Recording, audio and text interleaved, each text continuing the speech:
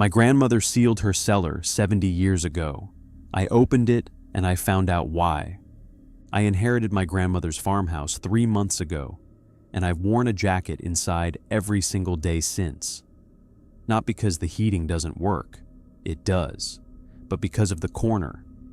My name is Derek, and there's a spot in the living room of this 1940s farmhouse that is always, without exception, 20 degrees colder than the rest of the house. I'm not talking about a draft. I'm talking about stepping from 72 degrees into what feels like a walk-in freezer in the span of 2 feet. And last week, I found out why. My grandmother Evelyn died at 93, sharp as a tack until the very end.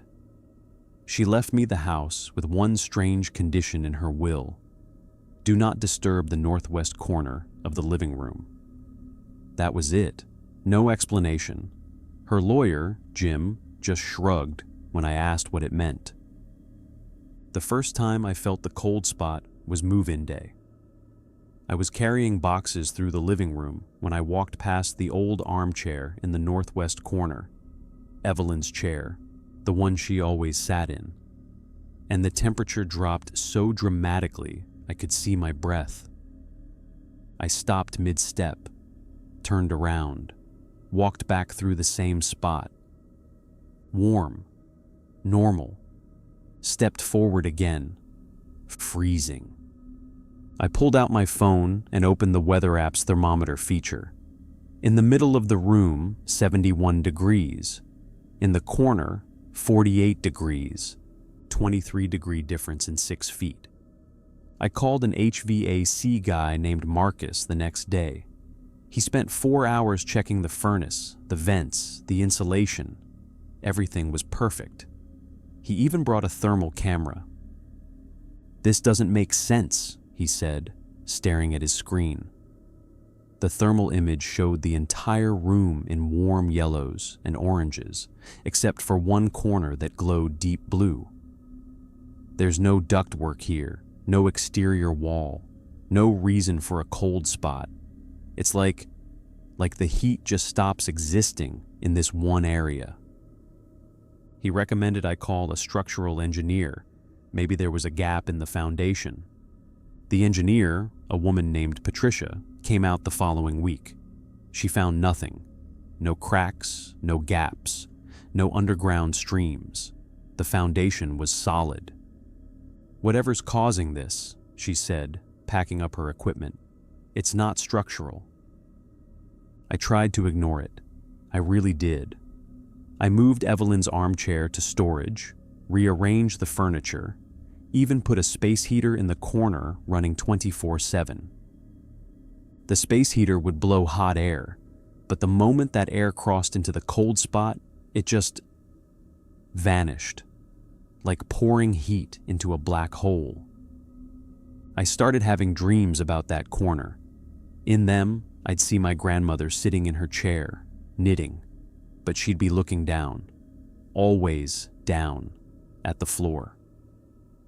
After the third identical dream, I couldn't shake the feeling anymore. Something was under that corner. I went to the county records office and pulled every document related to the property. The house was built in 1946 by my great-grandfather Thomas after he returned from the war. Standard construction. Nothing unusual in the permits. But then I found something odd. A modification permit from 1949 for basement access removal and floor reinforcement, northwest section. They'd sealed something off. I called my Uncle Robert, Evelyn's son, the only family I had left.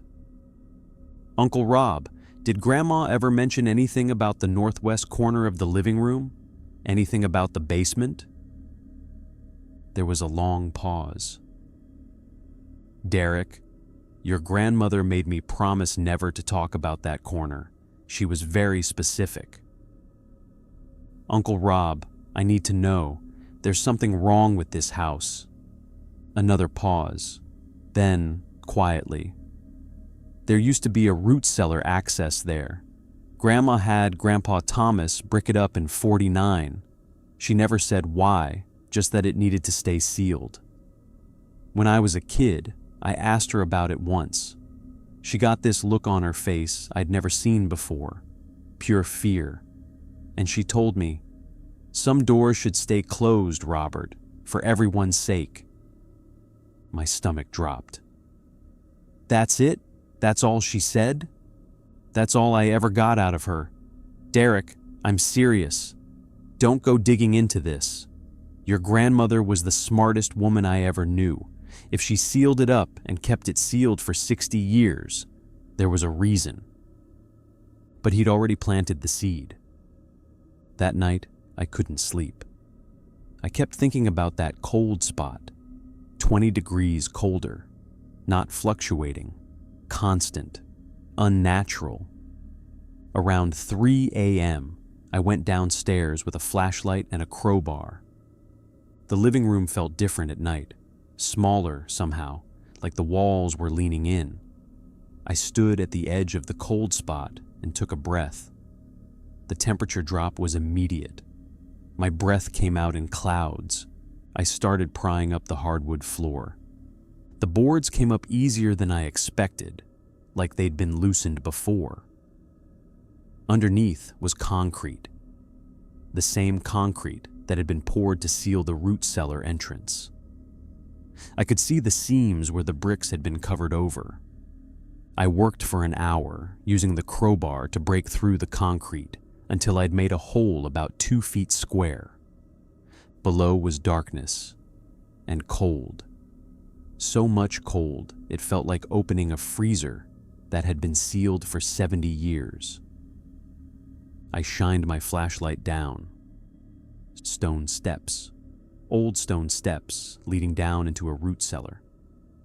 And at the bottom, I could see something. Boxes, maybe, or shapes. It was hard to tell in the darkness. I grabbed a rope from the garage and carefully descended. The root cellar was maybe 12 feet by 15 feet with a low stone ceiling. It smelled like earth and something else, something ancient and wrong. The air was so cold it burned my lungs. On shelves carved into the stone walls, there were boxes, old cardboard boxes, deteriorating, their contents spilling out. Newspapers, dozens of newspapers, all dated 1949 and before. I grabbed one, my hands shaking. The headline read, "Local girl still missing, authorities baffled." The date was March 15th, 1949. Below the headline was a photograph of a girl, maybe 12 years old, smiling at the camera. Her name was Catherine Wells. I picked up another newspaper. Same girl, different headline. "Search abandoned. No trace of missing child." Another. "Wells family leaves town. Tragedy haunts community." My hands were trembling so badly I could barely hold the papers. I kept searching through the boxes, finding more articles, more photographs. The same girl, Catherine, appearing over and over. And then a handwritten journal. The cover had a name written in careful script. Evelyn Wells, 1949. I opened it. The first entry was dated March 12th, 1949. "Catherine came over today after school. She wanted to see the new root cellar Thomas dug out. I told her not to go down there, that it was dangerous, but she didn't listen. She never listens. She went down and found the old well, the one we were supposed to have filled in. I heard her scream. I ran down and she was at the edge, looking into the darkness. 'It's so deep,' she said. 'How deep does it go?' I pulled her away. 'Thomas says we need to be more careful. He's right, that well shouldn't be open.' I flipped to the next entry. March 14th, Catherine is missing. The police are asking everyone questions. They think she ran away. But I know what happened. I know what she did. I can't tell them. I can't tell anyone. Thomas says if anyone knew she went down into that cellar, they'd think we had something to do with it. We have to protect the family. The next entry made my blood turn to ice. March 15th, I heard her again last night, in the cellar, calling for help. But when I went down, there was nothing. Just the well, just darkness. Thomas says I'm imagining things. He says Catherine ran away, and I'm feeling guilty for not stopping her. But I know what I heard. I know. We're sealing the cellar entrance tomorrow. Thomas will brick it up and pour concrete over it. He says it's the only way to make it stop. And then the final entry, dated March 20th, 1949. It's done. The entrance is sealed, but I can still hear her sometimes, late at night, calling, singing, almost. A sound like wind, but not wind. Thomas says once the house settles, it will stop. He says sealed spaces trap sound and it echoes strangely. He says Catherine is gone and we have to let her go. But I know the truth. Catherine didn't run away. Catherine fell into the well, and she's still down there. I dropped the journal like it had burned me. My great-grandfather Thomas had hidden this. My grandmother Evelyn had hidden this. For 70 years, they'd kept the secret of a girl who fell into a well in their basement and died down there in the dark. And they'd sealed her in. I looked around the root cellar with new horror, my flashlight beam searching the stone walls. There, in the corner, behind a stack of rotting boxes, the opening to the well, just a hole in the ground, maybe 3 feet across. Darkness beyond it. Complete, absolute darkness. I moved closer, shining my light down into it. The beam didn't seem to reach the bottom. It just disappeared into black. And then I heard it. A sound. Soft at first, like wind moving through a tunnel. But then, unmistakably, a voice. A child's voice. Not words, exactly. More like singing. The same melody, over and over. Faint, but present. Like it had been singing for 70 years, waiting for someone to finally hear it. I scrambled backward, my flashlight clattering to the ground. I practically crawled up those stone steps, my heart hammering so hard I thought it would burst. I pulled myself out of the hole and into the living room, gasping for air. The cold spot suddenly made sense. It wasn't a haunting. It was a memorial. My grandmother had sealed that entrance not just to hide the crime, but to contain something else. The unbearable cold that surrounded the place where a child had died alone in the dark. The next morning, I called the police. Detective Sarah arrived within an hour. I led her to the hole in the living room floor, to the root cellar, to the journal and the newspapers. Her face grew darker with each piece of evidence. "Your great-grandfather sealed this?" she asked, holding up the modification permit. "My grandmother had him do it. She was trying to protect the family." Sarah descended into the cellar while I waited upstairs. I could hear her radio crackling, hear her calling for a recovery team. The words "remains" and "victim" echoed up the stone steps. It took them 3 days to excavate the well. Catherine Wells' skeleton was at the bottom, exactly where she'd fallen 73 years ago. The coroner said she'd probably died on impact. The well was 60 feet deep. She wouldn't have suffered long. Small comfort. The case was officially reopened and closed in the span of a week. Thomas had died in 1987, so he couldn't be prosecuted. Evelyn's role was deemed secondary. She'd been complicit in a cover-up, but she was also gone. But the story made the news. Hidden for decades, girls' remains found in sealed basement, screamed the headlines. The house suddenly became a morbid curiosity. People drove by slowly. Ghost hunters called, asking for permission to investigate. The Historical Society wanted to buy it and turn it into a museum. I couldn't stay there anymore. I packed what I needed and was preparing to leave when something stopped me. The cold spot was gone. I stood in the northwest corner of the living room, thermometer in hand.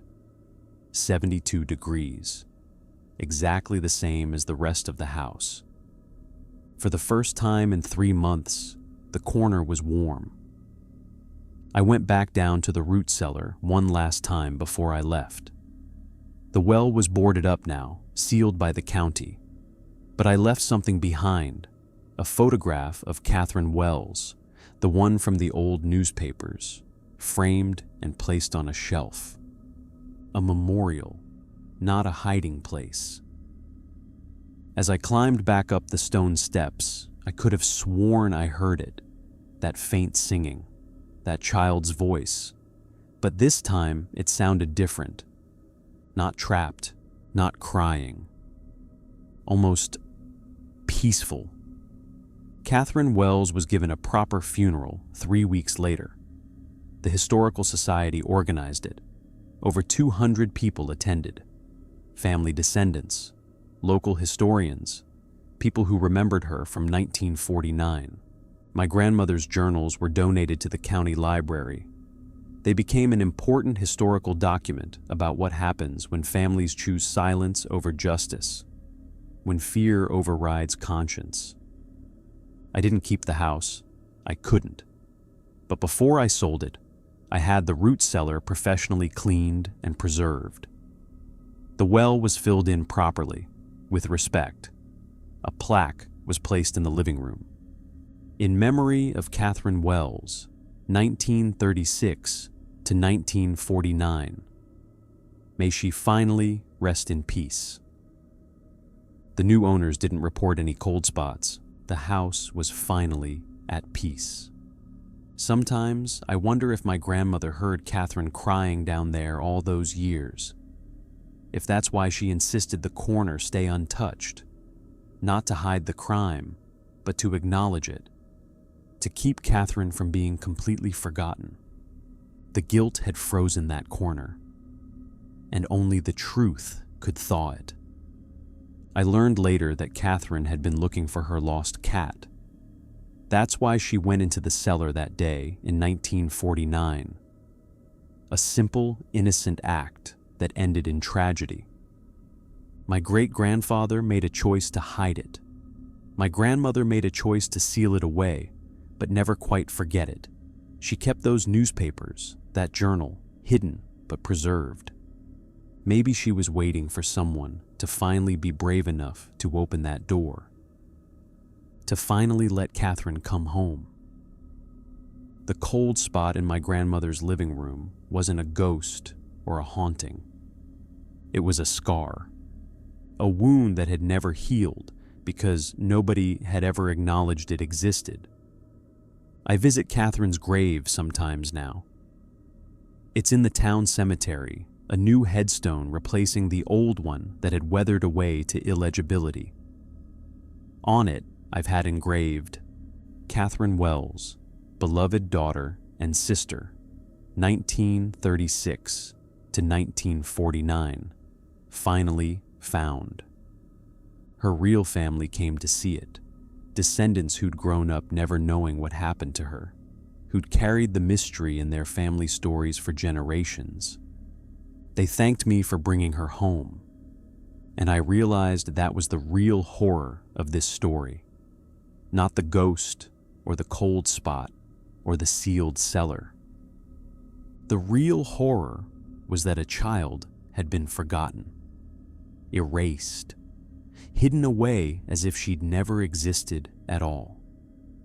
It took 70 years and 20 degrees of unnatural cold to bring her back.